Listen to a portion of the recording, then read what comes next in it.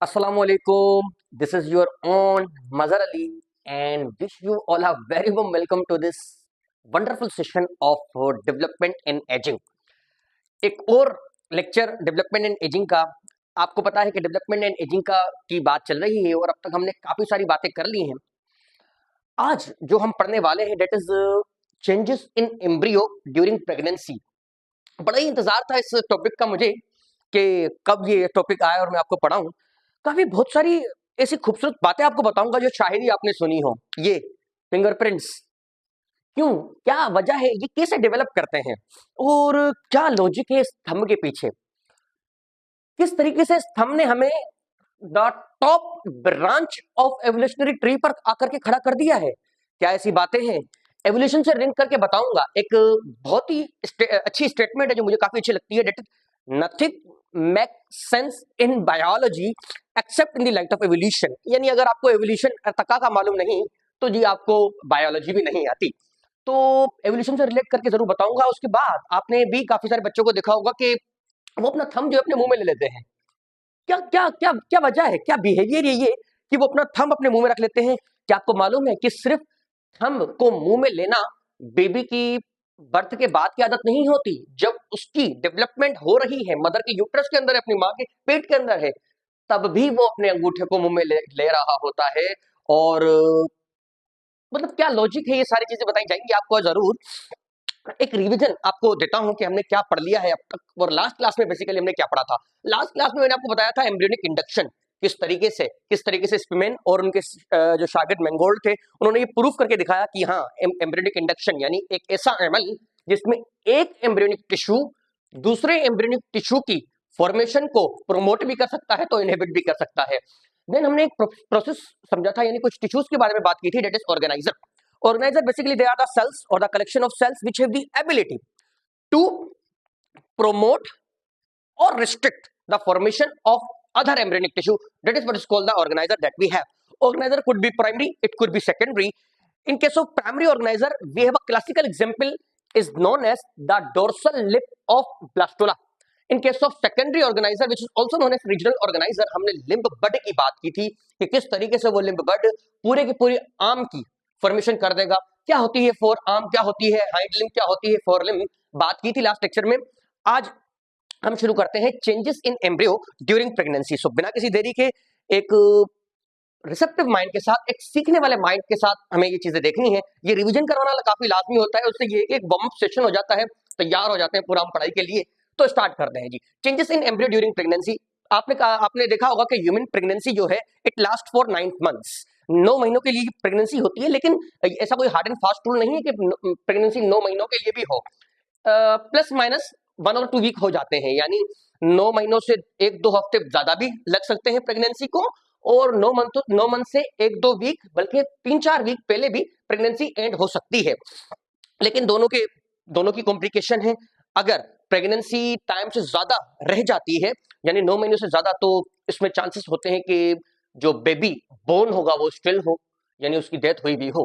और अगर प्रेगनेंसी वक्त से पहले हो जाती है यानी 8वें महीने के एंड में या 8वें महीने के मिड में, तो इसकी भी अपनी कॉम्प्लिकेशन है। इसकी क्या कॉम्प्लिकेशन होती है? इसकी कॉम्प्लिकेशन ये होती है कि जो बेबी डेवलप करा है हो सकता है कि उसके लंग्स के अंदर सर्फेक्टेंट सफिशिएंट क्वांटिटी में नहीं बना। सर्फेक्टेंट ये एक ऐसा प्रोटीन है जो अल्वियोलाई को कोलैप्स नहीं होने देता। अगर अल्वियोलाई कोलैप्स कर गए तो वो किस तरीके से रिस्पायरेशन का प्रोसेस, ब्रीदिंग का प्रोसेस कर पाएगा? आप सोच सकते हैं वो सर्वाइव नहीं कर पाएगा। इसके अलावा और भी उसका वेट कम होगा, सफिशिएंट मिकदार में ऑर्गन की डेवलपमेंट नहीं हुई होगी। तो ये कॉम्प्लिकेशन हो जाती है अगर प्रेगनेंसी टाइम से पहले खत्म हो जाती है या एंड हो जाती है। हम यहाँ पे नॉर्मल प्रेगनेंसी की बात करेंगे, डेट इज 9 मंथ की जो प्रेगनेंसी उसको लेके चलेंगे। अच्छा, ये प्रेगनेंसी 9 मंथ जो हम कहते हैं इसको हम 40 वीक्स में लेते हैं। 40 वीक्स में प्रेगनेंसी को 40 वीक्स में लिया जाता है। 40 वीक्स यहाँ पे लिख देते हैं, 40 वीक्स की प्रेगनेंसी होती है, ठीक है। और प्रेगनेंसी को कैलकुलेट करने का भी एक तरीका है। We can calculate the pregnancy from last normal menstrual period. फिर से बोलता हूं, we can calculate the pregnancy from last normal menstrual period, from last normal menstrual period. अब क्या मतलब है इस लास्ट नॉर्मल मेंस्ट्रुअल पीरियड, इसको समझाने जा रहा हूं। यहां से दोनों कान खुले रखने हैं, ये थोड़ा टिपिकल टर्म है। लास्ट नॉर्मल मेंस्ट्रुअल पीरियड को समझने से पहले आपको कुछ बातें मैं समझाने वाला हूं, वो आपको गौर से सुननी है। देखिए, जो मैमल्स होते हैं, मैमल्स फीमेल्स जो हैं, यानी ऐसे एनिमल्स जिनमें मेमोरी ग्लैंड्स मौजूद है, जिनकी बॉडी पे हेयर है, जो अपने बेबीज को मिल्क पर फीड करवाते हैं, they are known as mammals. Mammals में दो कैटेगरीज बना लेते हैं हम, एक होते हैं प्राइमेट्स, दूसरे होते हैं नॉन प्राइमेट्स। प्राइमेट्स कौन से हैं? आप जस्ट इतना याद रखें, जिनमें अपोजिबल थंब है, जिनमें ये थंब अपोजिबल होगा, उनको, जिनमें थंब मूव भी कर सकता होगा, अपोजिबल होगा, वो होंगे प्राइमेट्स। जिनमें ये थंब अपोजिबल नहीं होगा, वो होंगे नॉन प्राइमेट्स। प्राइमेट्स की एग्जांपल है humans, apps, monkeys, gorilla, chimpanzees वगैरह वगैरह। In case of non primates बहुत सारे मैमल्स आ जाते हैं। मेजॉरिटी ऑफ द मैमल्स जो है वो वो जो है प्राइमेट्स, नॉन प्राइमेट्स में उनका शुमार हो जाता है, जैसे कि बफेलो, काओ, एलिफेंट, डंकी वगैरह वगैरह। तो इस तरीके से हम इनको डिवाइड करते हैं। जो प्राइमेट्स फीमेल हैं, प्राइमेट फीमेल्स और नॉन प्राइमेट फीमेल्स, इनमें रिप्रोडक्टिव साइकिल्स होती हैं। In case of primate females the cycle is menstrual cycle. In case of non primate females the cycle is ostrich cycle. दोनों साइकिलों के अपने एडवांटेज, अपने डिसएडवांटेजेस हैं। हम थोड़ा ये जो ओस्ट्रिच साइकिल है इसको तो करेंगे साइड पर, हम यहाँ पे बात करने वाले हैं मेंस्ट्रुअल साइकिल की। ये जो मेंस्ट्रुअल साइकिल है, मेंस्ट्रुअल साइकिल भी डिटेल से एक टॉपिक है, जो कि हम जब रिप्रोडक्शन की बात करेंगे तो डिटेल से पढ़ाया जाएगा आपको। आप सिर्फ इतना याद रखिए कि जो मेंस्ट्रुअल साइकिल होती है, menstrual cycle last for 28 days. Menstrual cycle 28 days की होती है फीमेल्स में, लेकिन इसका नंबर जो है फीमेल टू फीमेल वेरी करता है। लाजमी नहीं है कि हर फीमेल में 28 डेज की ही मेंस्ट्रुअल साइकिल हो। हम एवरेज लेके चलते हैं 28 डेज के, मेंस्ट्रुअल साइकिल जो है वो 28 डेज की है। अब जब ये 28 डेज की मेंस्ट्रुअल साइकिल होती है तो इसमें अलग अलग फेस आते हैं। इसके अंदर ओवेरियन फेस होते हैं और मेंस्ट्रुअल यूट्राइन फेस होते हैं। अब ओवेरियन फेस, यूट्राइन फेस क्या है ये फेसेस, इनकी बात भी हम बाद में कभी करेंगे। आप याद रखें, मेंस्ट्रुअल साइकिल हो गई 28 डेज की। 28 डेज की मेंस्ट्रुअल साइकिल में जो 14वां दिन आता है, डे 14 जो आता है, डे 14 पे होता है ovulation. Now what is ovulation? Ovulation it is the process of release of secondary oocyte। 14 days पर रिलीज ऑफ oocyte होता है, रिलीज ऑफ oocyte होता है। बस आप समझते रहो, ये टर्म अगर आपको थोड़ा डिफिकल्ट लग रहे हैं तो ट्रस्ट में ये क्लियर हो जाएंगे जब हम रिप्रोडक्शन वाला यूनिट पढ़ेंगे। आप याद रखो 28 डेज का साइकिल, 14 डेज पर हो गया ओव्यूलेशन। मैं आपको प्रेगनेंसी को कैसे कैलकुलेट करते हैं वो आपको बता रहा हूं। आप डॉक्टर के पास जाएंगे, ऐसे थोड़ी बोलेंगे कि इस तारीख को प्रेगनेंसी हो गई या उस तारीख को। डॉक्टर आपसे ऐसे नहीं पूछेगा। डॉक्टर आपसे सवाल ये करेगा कि जो फीमेल है उनमें लास्ट नॉर्मल मेंस्ट्रुअल पीरियड कब हुए थे। अब वो लास्ट नॉर्मल मेंस्ट्रुअल पीरियड की क्या कहानी है, उसके लिए हम ये मेंस्ट्रुअल साइकिल की कहानी देख रहे हैं। तो 14 डेज पर ओव्यूलेशन हो गया। ओव्यूलेशन के बाद अगर ये जो सेकेंडरी oocyte है ये फीमेल की ओविडक्ट में मौजूद होगा 24 घंटे के लिए। 24 घंटे के अंदर अगर इसको स्पर्म मिल गया तो जी फर्टिलाइजेशन हो जाएगी, अदरवाइज ये सेकेंडरी oocyte नाराज हो करके और चला जाएगा, इसे सेकेंडरी oocyte खा जाएंगे। It remove without any kind of scar of its existence, इसका वजूद ही नहीं बचेगा। अब सपोज करें कि इसको स्पर्म मिल गया, स्पर्म मिल गया तो फर्टिलाइजेशन हो जाएगी।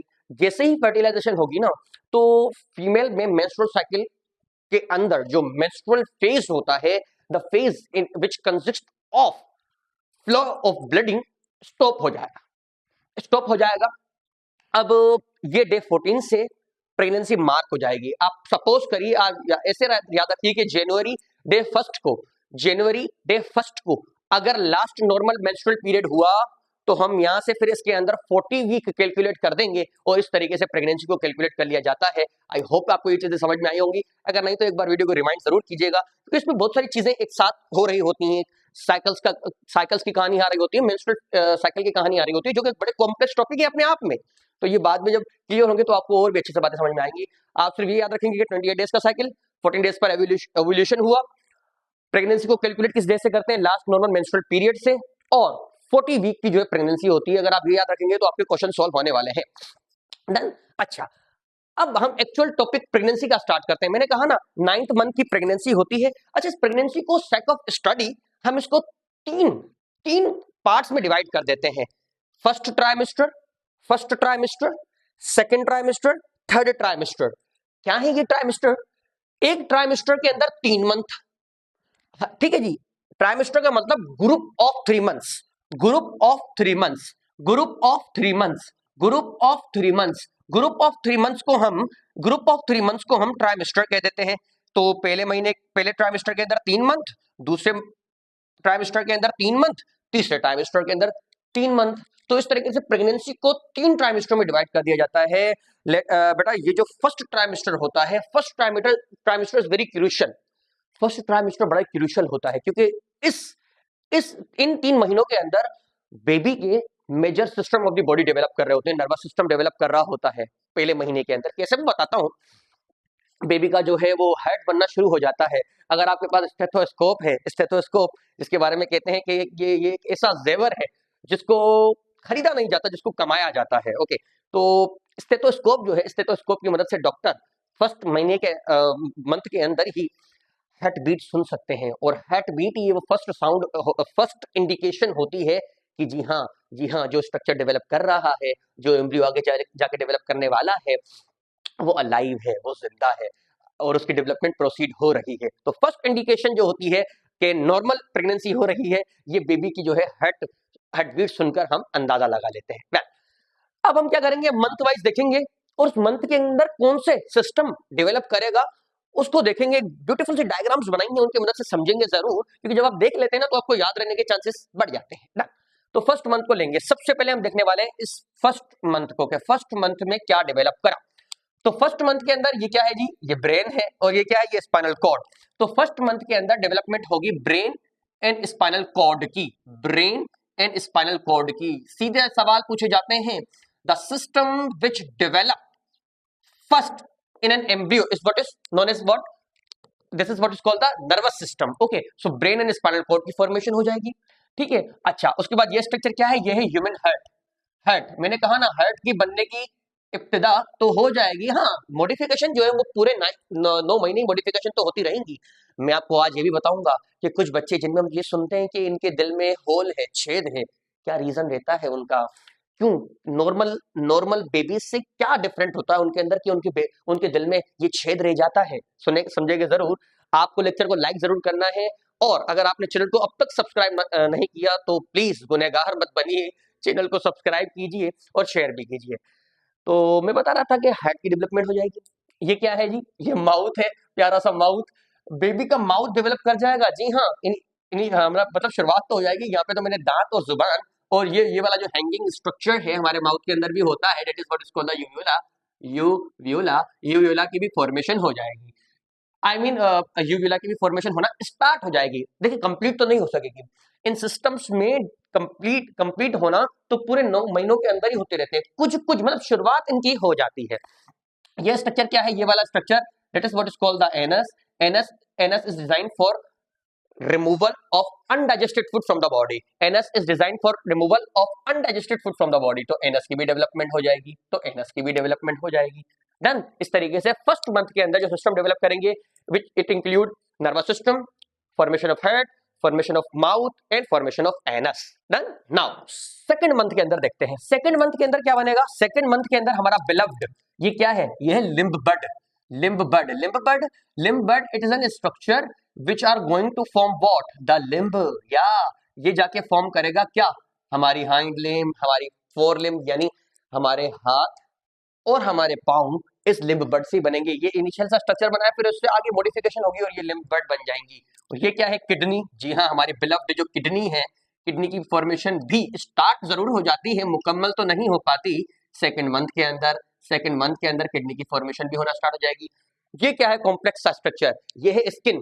आपको पता है skin it is the largest organ in the human body. Intact skin को हम लार्जेस्ट ऑर्गन कहते हैं। स्किन की फॉर्मेशन भी होना स्टार्ट हो जाती है सेकंड मंथ के अंदर। यहाँ पे तो स्किन के अंदर आपको ये हेयर भी दिखाया गया है, यहाँ पर इसके अंदर सेंसरी न्यूरॉन्स भी दिखाई गई हैं, ब्लड वेसल्स दिखाई गई हैं, ये ग्लैंड, स्वेट ग्लैंड, इसके अलावा सेबेशियस ऑयल ग्लैंड भी यहाँ पर आपको दिखाया गया है। तो स्किन की फॉर्मेशन होना भी स्टार्ट हो जाती है, मुकम्मल तो नहीं हो पाती सेकंड मंथ के अंदर। तो सेकंड मंथ के अंदर ये चीजें होंगी। थर्ड मंथ पे आते हैं। थर्ड मंथ के अंदर ये beloved structure that is what is called the lungs. तो आपने देखा ना, ब्रेन भी बन गया, सर्कुलेटरी सिस्टम भी बन गया, लंग्स भी बनना स्टार्ट हो गए हैं और अभी हम देखेंगे आईज भी बनना स्टार्ट हो जाएंगी, नोज भी बनना स्टार्ट, एयर्स भी बनना स्टार्ट हो जाएंगे, यानी सेंस ऑर्गन बनना भी स्टार्ट हो गए। तो इसी वजह से कहा जाता है कि पहले 3 मंथ जो है बड़े क्रूशियल होते हैं। और आपको सुन के ये भी हैरानी होगी कि जैसे ही तीसरा मंथ एंड होता है, कानों की बनने की शुरुआत हो गई। 5th मंथ की शुरुआत से बेबी में ये एबिलिटी भी आ जाती है कि वो साउंड सुन सकता है। जी हाँ, साउंड सुन सकता है, वो बाहर के एक्टिविटीज को सुन सकता है, अपनी मदर के साउंड को रिकॉग्नाइज भी करता है। ये चीजें एक्सपेरिमेंटली प्रूव्ड है। अच्छी बुक रेफर करिए, आपको सारी बातें पता चलेंगी जरूर। डन। तो यहाँ पे तो मैंने पूरे लंग्स बना दिए हैं, पूरे के पूरे लंग्स तो नहीं बन पाएंगे, लंग्स के बनने की बिस्मिल्लाह जरूर हो जाएगी, लंग्स के बनने की बिस्मिल्लाह जरूर हो जाएगी, लंग्स बनना स्टार्ट जरूर हो जाएंगे। ये क्या है, ये हमारा blood structure. Okay, eyes eyes बनना स्टार्ट हो जाएंगी। और मैं आपको ये भी बताऊंगा, क्या एम्ब्रियो या वो बेबी इंट्रा यूट्राइन लाइफ के अंदर, मदर के पेट के अंदर अपनी आंखें खोलता है? देखेंगे जरूर। तो आइज बनने की भी शुरुआत जरूर हो जाएगी, आइज बनने की शुरुआत जरूर हो जाएगी, आइज बनने की शुरुआत जरूर हो जाएगी, कंप्लीट नहीं होगी। ये क्या है, नोज, नोज बनने की भी शुरुआत हो जाएगी, नोज बनना भी स्टार्ट हो जाएगा। एयर्स, एयर्स बनना स्टार्ट हो जाएंगे। एयर्स, आपको पता है हमारे एयर के 3 पार्ट होते हैं, there is external ear, there is middle ear and there is internal ear. You know, external ear के अंदर एयर पिन्ना और ऑडिटरी ट्यूब आ जाती है, टिम्पैनम जिसे हम कान का पर्दा कहते हैं वो आ जाता है। मिडिल एयर के अंदर 3 छोटी छोटी बोन्स, एयर ऑसिकल्स कहते हैं, which include malleus, incus, stapes it is the smallest bone in human body. Then we have internal ear, internal ear के अंदर ये कोक्लिया, इसके अंदर ही actual sense organ of Corti मौजूद होता है, semi circular canal. And then we have this what, इसी के अंदर वेस्टिब्यूल एंड सेक्यूल, जो sense sense organ, I mean vestibule and saccule which are organ for balance and equilibrium, इन्हीं के अंदर मौजूद होते हैं, डेवलप करना स्टार्ट हो जाएंगे। 4th मंथ पे आते हैं। देखें यहाँ पर हो गया फर्स्ट ट्राइमेस्टर एंड हो गया, अब यहाँ से सेकंड ट्राइमेस्टर की शुरुआत होती है। 4th मंथ से देखते हैं सेकंड ट्राइमेस्टर को। सेकंड ट्राइमेस्टर में 4th मंथ जो है, इसमें फॉर्मेशन होगी प्राइमरी सेक्स ऑर्गन की। Primary sex organ, primary sex organ include testes and external genitalia in case of male. It include external genitalia in case of female. The external genitalia in case of female are vagina, labia majora, labia minora and different kind of glands. In organs की formation होना start हो जाएगी, मुकम्मल नहीं होगी। यानी 4th month पर अगर हम अल्ट्रासाउंड की मदद से देखें तो हमें पता चल जाएगा कि बेबी का जेंडर क्या है, बेबी मेल है या फीमेल है। रिमेंबर बेटा, ये बातें इलीगल है जी। अगर इन बातों को जेंडर सिलेक्शन के लिए देखा जा रहा है तो ये इलीगल है। हाँ, अगर हम कोई एबनॉर्मेलिटी देखना चाह रहे हैं कि किसी ऑर्गन सिस्टम में, इन ऑर्गन सिस्टम में कोई डिफिकल्टी, कोई एबनॉर्मेलिटी नहीं है, तो इस पर्पस के लिए इन टेक्निक का यूज करना बड़ा ही अच्छा है। अल्ट्रासाउंड बड़ी इंपॉर्टेंट टेक्निक है, इसकी मदद से हम बेबी की पोजीशन, बेबी के ऑर्गन की पोजीशन, ऑर्गन की डेवलपमेंट, हर चीज चेक कर सकते हैं, लेकिन इसका मिसयूज इलीगल है और इससे बड़े ही खतरनाक नुकसान पैदा होते हैं। डन नाउ, तो ये क्या है जी, ये है टेस्टिस। टेस्टिस डेवलप करेंगे in case of what, in case of male, and this is what the vagina in case of what the female. Females के अंदर vagina and other associated structure वगैरह डेवलप कर जाएंगे, अदर एसोसिएटेड स्ट्रक्चर डेवलप कर जाएंगे। 5th month में आते हैं जी। 5th मंथ के अंदर अलग अलग तरह से डायग्राम बना देती हैं, सो दैट आप जो है वो उसको याद रखने में आपको हेल्प मिले। 5th मंथ के अंदर बनेगा पेनकेरियास, और बहुत ही इंपॉर्टेंट सा स्ट्रक्चर बताने वाला हूं आपको, ये प्लेसेंटा। प्लेसेंटा की डेवलपमेंट तो 3rd मंथ में ही स्टार्ट होती है, लेकिन प्लेसेंटा फुली डेवलप करता है 5th मंथ के एंड में। 5th मंथ के एंड में प्लेसेंटा डेवलप कर जाएगा। Placenta, it is a temporary feto maternal connection which have the ability to exchange substance between mother and the fetus. Placenta ये एक ऐसा टिश्यू है ह्यूमन बॉडी के अंदर जिसके अंदर 2 डिफरेंट जनरेशंस के सेल्स मौजूद होते हैं। जी हाँ, एक जनरेशन मदर हो गई, एक जनरेशन फीटस हो गया, दोनों के सेल मिल करके इस बिलव स्ट्रक्चर प्लेसेंटा को बनाते हैं। In case of human, placenta is deciduate, यानी बर्थ के बाद प्लेसेंटा जो है वो बॉडी से शेड कर जाता है। प्लेसेंटा को बनाने के लिए जो ब्लड वेसल्स हैं, इसमें मदर की ब्लड वेसल्स भी शुमार होती हैं और बेबी के भी ब्लड वेसल्स शुमार होती हैं। प्लेसेंटा के बनने के टाइम पर अब क्योंकि एक्सटर्नल सेक्स ऑर्गन बन गए हैं, तो बेबी जो है यूरिनेट करना भी स्टार्ट कर देता है। जी हाँ, यूरिन पास आउट करना भी बेबी स्टार्ट कर देता है। ये यूरिन चारों तरफ बेबी के जो चारों तरफ फ्लूइड मौजूद होता है, that is what is called the amniotic fluid. ये एक आपको बेबी दिखाया गया है और इस बेबी के अराउंड एक फ्लूइड मौजूद होता है, that is what is called the amniotic fluid. Amniotic fluid के अंदर ही वो अपनी एमनियोटिक फ्लूइड के अंदर ही वो अपनी यूरिन को पास आउट कर रहा होता है। यही एमनियोटिक फ्लूइड उसके चारों तरफ मौजूद होते हैं। नॉट ओनली चारों तरफ मौजूद होते हैं, बल्कि उसका जो माउथ है और बॉडी की जो ओपनिंग, जैसे कि नोज है, एयर से इनके थ्रू बॉडी में जा भी रही होती है। जी हाँ, तो इनके थ्रू ये बॉडी में भी जा रहे होते हैं। डन। अच्छा, इसी तरीके से 5th मंथ के एंड में लीवर की फॉर्मेशन भी हो जाती है। Liver which is the second largest organ in a human body and first largest gland of a human body. Then तो लीवर की फॉर्मेशन भी 5th मंथ के एंड में हो जाती है। अब डन। अब 6 to 9th month, 6 to 9th month यानी 6 से 9वां मंथ जो है, उसमें कोई ऐसा मेजर सिस्टम तो बॉडी का डेवलप नहीं करेगा। हाँ, जो ये हमने सिस्टम पीछे से जितने भी पढ़ के आए हैं, चाहे वो नर्वस सिस्टम हो, डाइजेस्टिव सिस्टम हो, एंडोक्राइन सिस्टम हो, चाहे रेस्पिरेटरी सिस्टम हो, चाहे एक्सक्रीटरी सिस्टम हो, इन सिस्टम की मॉडिफिकेशन होती रहेगी, इन सिस्टम में स्पेशलाइजेशन होती रहेगी, इन सिस्टम के स्ट्रक्चर्स में कॉम्प्लिकेशंस आती रहेंगी और इन सिस्टम्स में थोड़ी ना थोड़ी इंप्रूवमेंट आती रहेगी। 6 to 9th मंथ के अंदर, जैसे मैंने आपको कहा कि बेबी जो है, बेबी की आई डेवलप हो जाती हैं, आई लैशेस ग्रो कर जाते हैं, बेबी अपनी आई मूवमेंट शुरू करने लग जाता है, यानी वो आईज को ओपन करने लग जाता है, क्लोज करने लग जाता है। 7वें महीने की शुरुआत में बच्चे के स्लीप वेक साइकिल जो है वो रेगुलेट होने लग जाती है। जी हाँ, वो सो रहा होता है, जग रहा होता है, टाइम ऐसा आता है, किकिंग कर रहा होता है। ये सारी चीजें मदर को, जिसने सारा का सारा उसको संभाला हुआ है, वो इन चीजों को फील कर सकती है जरूर, और वो अपनी मदर की आवाज को भी पहचानता है। 8वें महीने के एंड में मूवमेंट ऑफ आई और भी इंक्रीज कर जाती है। 9वें मंथ के एंड में बेबी बिल्कुल अपसाइड डाउन हो जाता है, यानी वो बिल्कुल उस ट्रैक के पार्ट पर आ जाता है, उस ट्रैक पर आ जाता है जहां से उसको बॉडी से डिलीवर आउट होना है। पहले तो हम ये कोशिश करते हैं कि जो बेबी है उसकी नॉर्मल डिलीवरी हो जाए, लेकिन समटाइम ऐसा होता है कि कॉम्प्लिकेशन आ जाती हैं।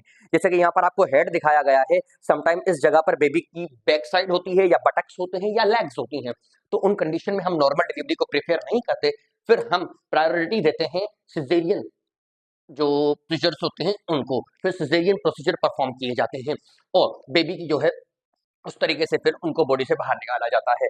अच्छा, मैं आपको बता रहा था कि जब बेबी बॉडी से बाहर आता है तो बेबी की बॉडी के ऊपर एक फाइन कोटिंग पाई जाती है हेयर्स की। Baby covered with fine coating of silky hairs. That fine coating of silky hair is nothing but lanugo. Done. उसके अलावा बेबी की बॉडी के ऊपर एक ग्रीसी मटेरियल मौजूद होता है, एक चिपचिपा सा सब्सटेंस मौजूद होता है। that substance is what is called the vernix caseosa. Vernix caseosa it is just because of to protection, okay, provide the protection. caseosa caseosa done. तो ये दो स्ट्रक्चर भी आपको याद रखने हैं। अब हम हमारे लेक्चर की थीम पर आते हैं कि मैंने आपको बताया किस तरीके से ये फिंगरप्रिंट्स बनते हैं और ये फिंगरप्रिंट किस तरीके से यूनिक होते हैं। देखिए, जब बेबी यहाँ पर डेवलप कर रहा है, इसके ये हाथ मौजूद हैं, अपने ये हाथ ये मदर की यूट्रस के इनसाइड पर डिफरेंट पार्ट्स पर लगाएगा। इन डिफरेंट पार्ट्स पर लगाने की वजह से ये डिफरेंट टाइप के फिंगरप्रिंट्स जो है वो अराइज होते हैं। डन। इस वजह से बेबी टू बेबी ये फिंगरप्रिंट यूनिक होते हैं। चाहे ट्विन हो, ट्विंस भी दो तरीके के होते हैं ना, जुड़वा बच्चे होते हैं। There is identical twins, there is fraternal twins. Identical twins are also known as monozygotic twins. Fraternal twins are known as dizygotic twins. Whether it is monozygotic twins or the dizygotic twins, फिर से बोलता हूं, भले वो identical twin हो या fraternal twin हो, twins के केस में भी फिंगरप्रिंट्स सेम नहीं होते। डन। और इस तरीके से ये जो थंब है हमारा अपोजिबल थंब, इसका तो बहुत ही बड़ा रोल है प्राइमेट्स के केस में।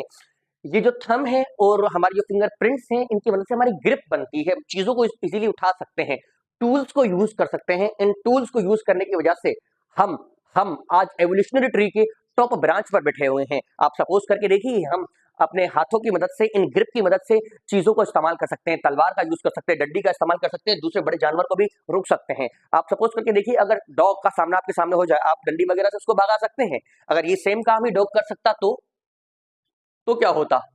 तो डॉग भी अगर डंडी उठा के आपके पीछे भागता तो सिचुएशन आप समझ सकते हैं। तो ये ग्रिप ही है जिसने हमें सब एनिमल्स को कंट्रोल करना सिखा दिया, टूल्स को यूज करना सिखा दिया। हम छोटी से छोटी सुई भी उठा सकते हैं, ये किस तरीके से हमारे अंदर ये कैरेक्टरिस्टिक आई, जो हमारे एंसेस्टर थे वो ट्रीज पर लटके रहते थे, गोरिल्लाज, मंकीज, चिप्स, ह्यूमंस, इनके एंसेस्टर एक ही थे, वो ट्रीज पर काफी काफी टाइम के लिए लटके रहते थे, तो जिनकी वजह से उनमें ये अपोजिबल थंब वाली एबिलिटी आ गई। आई होप आपको क्लियर हो रही है ये चीजें। नंबर 2, एक तो फिंगरप्रिंट्स के बारे में बताना था, दूसरा ये थंब, बेबी अपने थंब मुंह में क्यों लेते हैं? देखें, ये कैरेक्टरिस्टिक हमारे एंसेस्टर्स में भी थी, और दूसरे जो हमारे रिलेटेड ऑर्गेनिजम्स हैं जैसे कि गोरिल्ला, चिंपैंजी, मंकी, इनमें भी ये कैरेक्टरिस्टिक मौजूद होती है। जी हाँ, उनके बच्चे भी अंगूठे मुंह में लेते हैं। अब इसकी भी एडाप्टेशन है। सपोज करिए जो बच्चा पैदा हो रहा है वो अंगूठा मुंह में ना लेता हो, तो उसमें ये एबिलिटी कैसे आएगी कि मदर के मेमोरी ग्लैंड पर सक करके और मिल्क पर फीड करना है? उसमें भी ये एबिलिटी नहीं होती। आप सपोज करके देखिए, तो वो तो बेचारा भूखा ही मर जाता। तो नेचर ने कुछ इस तरीके से डिजाइन किया था इस कैरेक्टरिस्टिक को कि जनरेशन आफ्टर जनरेशन ये चीज चलती भी आई, और ह्यूमंस में भी ये कैरेक्टरिस्टिक मौजूद होती है।